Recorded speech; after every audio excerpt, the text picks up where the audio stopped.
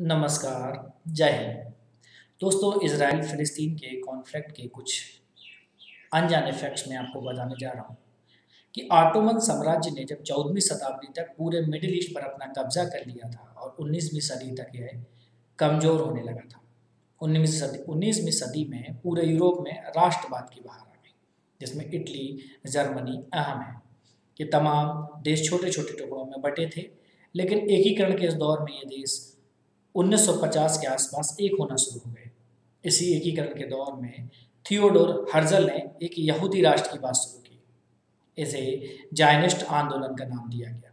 Zionist आंदोलन उसे कहते हैं जिसमें यहूदी एक बार फिर से अपनी पवित्र धरती पर जाना चाहते हैं, जहां से यहूदी धर्म की शुरुआत हुई थी। यह तकरीबन 3000 साल पहले फिलिस्तीन में हुई थी। यहूदियों के इजराइल जाने की एक और बड़ी वजह थी कि पूरे यूरोप में यहूदियों का संहार किया जा रहा था, जिसमें सिर्फ जर्मनी में हिटलर ही नहीं ये सब कुछ कर रहा था, बल्कि पूरे यूरोप में फ्रांस, रूस, इटली, पोलैंड के देशों में यहूदियों पर काफ़ी अत्याचार हो रहा था। इनके धर्म को कई जगहों पर बैन कर दिया गया था। इन अत्याचारों के चलते यहूदियों ने अपनी धरती पर वापस आने की शुरुआत की। 1917 में जब प्रथम विश्व युद्ध चल रहा था, तभी ऑटोमन साम्राज्य हारने की कगार पर था। तभी ब्रिटेन के विदेश मंत्री सर आर्थर वेलफार ने कहा कि हम यहूदियों को युद्ध खत्म होने के बाद फिलिस्तीन में स्थापित करने की पूरी कोशिश करेंगे। लेकिन इसी दौरान ब्रिटेन ने गुपचुप तरीके से एक साइक्स पीको करार किया। इसे फ्रांस और रूस के साथ किया गया था, जिसमें यह कहा गया था कि प्रथम विश्व युद्ध खत्म होने के बाद कौन सा देश किस देश पर अपना कब्जा करेगा। इस करार के तहत ब्रिटेन में फिलिस्तीन को अपने हिस्से में रखा, जबकि सीरिया, जॉर्डन को फ्रांस को दे दिया गया और टर्की के कुछ इलाकों को रूस को दे दिया गया। इसके साथ ही अरब देशों को ब्रिटेन ने भरोसा दिलाया कि युद्ध के बाद वह फिलिस्तीन को आपको दे देंगे अगर आप ऑटोमन साम्राज्य के खिलाफ हमारा साथ दें। पहले विश्व युद्ध के बाद फिलिस्तीन में एक नई सरकार का गठन होता है और इस दौरान बड़ी संख्या में फिलिस्तीन में यहूदी शरण लेने लगे। यहाँ इस समय यहूदियों की कुल आबादी सिर्फ 3% थी, लेकिन अगले 3 साल में यह बढ़कर लगभग 30% हो गई। यहूदियों ने यहाँ आकर अरब लोगों से ज़मीन खरीदनी शुरू कर दी और यहाँ पर यहूदी वस्तुओं की स्थापना भी कर दी। इसी दौरान 1936 में ब्रिटिश सरकार के खिलाफ अरब ने बगावत शुरू कर दी। इस बगावत को खत्म करने के लिए ब्रिटेन की सरकार ने यहूदी लड़ाकों का साथ दिया। इस बगावत के बाद ब्रिटेन की सरकार ने यहूदियों के फिलिस्तीन आने पर कुछ पाबंदी लगा दी, जैसे अब हर साल 10,000 से अधिक यहूदी यहाँ नहीं आ सकते, ताकि अरब लोगों की बगावत को थोड़ा रोका जा सके। इसके बाद यहूदी लड़ाके ब्रिटेन की सरकार के खिलाफ हो गए और गोरिल्ला लड़ाई लड़ने लगे। फिलिस्तीन में इस समय चल रहे विवाद के बीच ही 1939 में दूसरा विश्व युद्ध शुरू हुआ। इस वक्त यूरोप में बड़ी त्रासदी हुई थी, जिसे होलोकास्ट कहते हैं। होलोकास्ट का मतलब होता है यहूदियों का जनसंहार। जर्मनी में लाखों की संख्या में यहूदियों को गैस चैम्बर में डालकर मार दिया गया था। कहते हैं कि इस दौरान 40 लाख यहूदियों को गैस चैम्बर में डालकर मारा गया। इस अत्याचार के दौर में यहूदी फिलिस्तीन की ओर भागने लगे, क्योंकि उन्हें लगने लगा था अगर जीवित रहना है तो हमें अपने ही देश जाना होगा। 1947 में यूएन में एक नया रिजोल्यूशन हुआ कि क्या यहूदियों को अपना एक देश मिलना चाहिए, जिस पर इजराइल को समर्थन मिला। और इस रिजोल्यूशन के बाद इजराइल को 2 भागों में बांट दिया गया। एक हिस्सा था यहूदी राज्य और एक था अरब राज्य। लेकिन बड़ी समस्या थी जेरूसलम की, क्योंकि यहाँ आधी आबादी यहूदियों की थी और आधी आबादी मुस्लिमों की। इसलिए यूएन ने फैसला दिया कि जेरूसलम को अंतर्राष्ट्रीय सरकार के द्वारा चलाया जाएगा। लेकिन इस घोषणा के तुरंत बाद इजराइल के आसपास के देशों ने इजराइल पर हमला कर दिया। मिस्र, सीरिया, इराक, जॉर्डन ने इजराइल पर हमला कर दिया। इसे 1948-49 का अरब इजराइल युद्ध कहते हैं। इस युद्ध में इजराइल ने अपनी ताकत का परिचय देते हुए इन देशों को पीछे धकेलकर अपनी ज़मीन में इजाफा किया। यानी कि जो ज़मीन इजराइल को यूएन के द्वारा दी गई थी, अब वह इस युद्ध के बाद और बढ़ गई थी। इस लड़ाई के दौरान बड़ी संख्या में शरणार्थियों की समस्या खड़ी हो गई। इजराइल से तकरीबन 7 लाख लोग विस्थापित हो गए। इस लड़ाई के बाद गाजा पट्टी का नियंत्रण इजराइल के पास चला गया और पश्चिमी घाट पर जॉर्डन ने कब्जा कर लिया। मिस्र, सीरिया और जॉर्डन से इजराइल के रिश्ते कभी अच्छे नहीं रहे थे।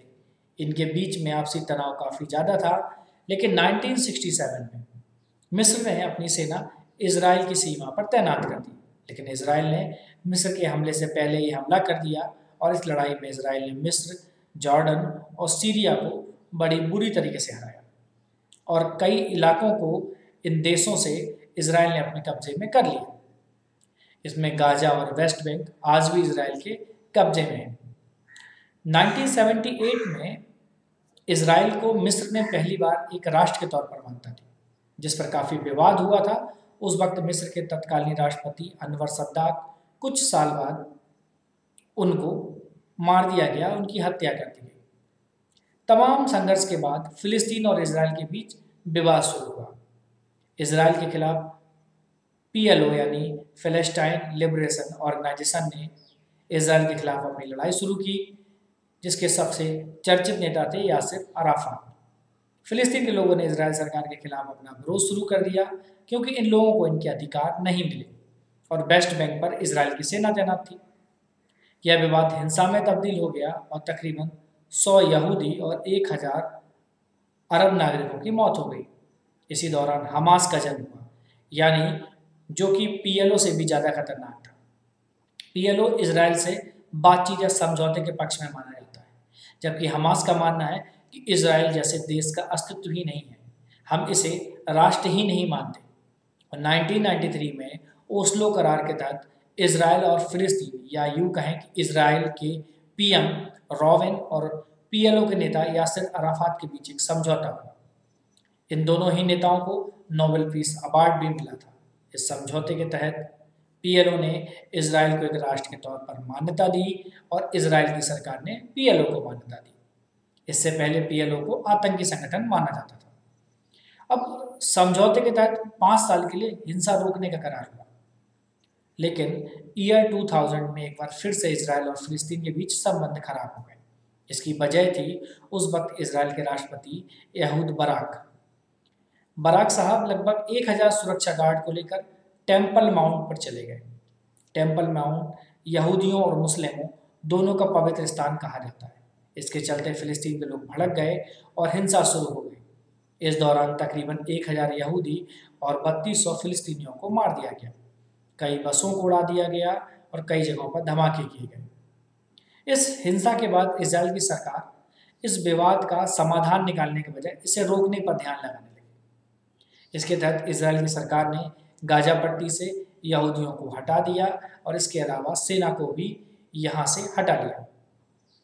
इसके कुछ समय बाद यहाँ चुनाव होता है और हमास ने यहाँ का चुनाव जीत लिया, लेकिन PLO की पार्टी फतह ने हमास को सरकार में लेने से इनकार कर दिया, जिसके बाद 2007 में हमास ने गाजा पट्टी पर पूरी तरह से कब्जा कर लिया और फतह को यहाँ से खदेड़ दिया। इसके बाद और काफ़ी ताकतवर बन गया। इस विवाद के बाद हमास ने इजराइल पर हमला करना शुरू कर दिया और हमास ने रिहायशी इलाकों में ये हमले शुरू किए। ऐसे में इजराइल ने गाजा पट्टी की घेराबंदी कर दी। इसके तहत अब गाजा पट्टी में किसी भी तरह का सामान नहीं जा सकता।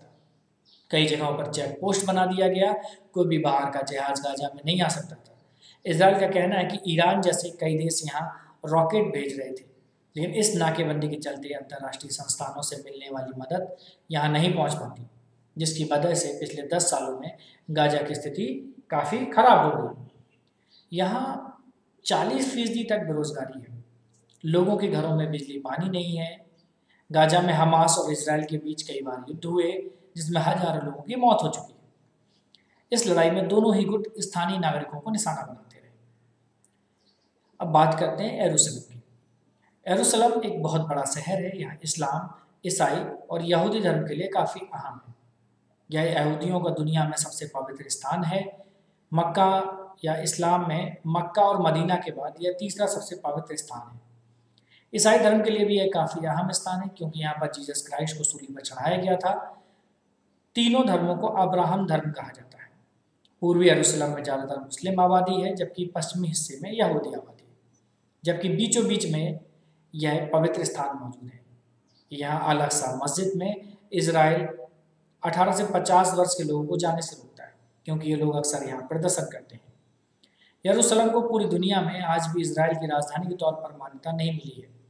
इजराइल यरूशलेम को अपनी राजधानी मानता है, जबकि दुनिया के सभी देश इजराइल की राजधानी तेल अवीव को मानते हैं।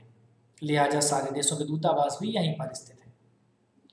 तो दोस्तों, ये था इतिहास इजराइल और फिलिस्तीन का, कैसे इजराइल फिलिस्तीन में PLO और कैसे गाजा पट्टी में हमास का जन्म होता है।